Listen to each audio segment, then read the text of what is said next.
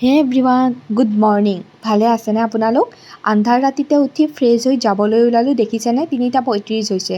বেছি দেৰি নকৰি গাড়ীত বহি মই ওলালোঁ কামাখ্যা মাৰ মন্দিৰলৈ বুলি। মন্দিৰ প্ৰায় প্ৰসাদ ল'লোঁ আৰু চিধাই গ'লোঁ লাইন পাতিব।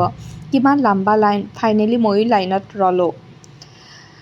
আন্ধাৰে হৈ আছে আৰু এনেদৰে ৰখি আন্ধাৰৰ পৰা ৰাতিপুৱা হ'ল।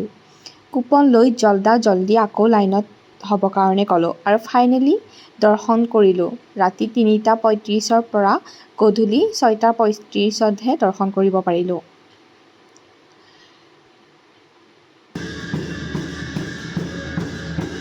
যিহেতু নৱৰাত্ৰি চলি আছিলে, যোৱাকালি লাষ্ট আছিলে আৰু যোৱাকালি দিনটো খুবেই ভাল দিন আছিল, ৰামনৱমী, সেইবাবে গ'লোঁ মন্দিৰলৈ আৰু মোৰ কেইকপিমান ফটো আপোনালোকৰ আগত শ্বেয়াৰ কৰিলোঁ। আজিলৈ ইমানেই, বাই বাই।